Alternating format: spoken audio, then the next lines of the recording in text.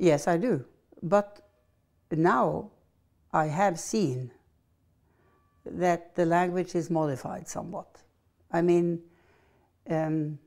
if we in the industrialized world, in the OECD arena, admit that we have the major responsibility for the historical situation, but also point to the trends and say, this is why we will take the biggest burden we will take on ourselves for our own economic development, the way it is done, so that we don't add to the problem, but we also are going to help sort out and help avoid the trends to continue in other parts of the world.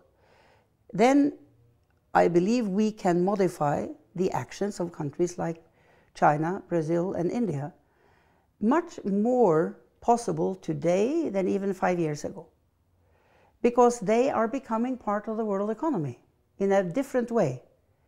And they are dependent on open markets.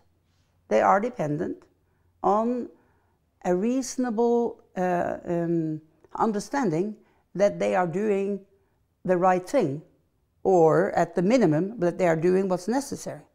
You know, it's not that they can separate themselves out from trade, from other institutions of the world, or even from the United Nations system. I mean, as such, although it is many ways ineffective in making decisions on behalf of all countries, and in practical terms following them up, it still has a strong moral voice.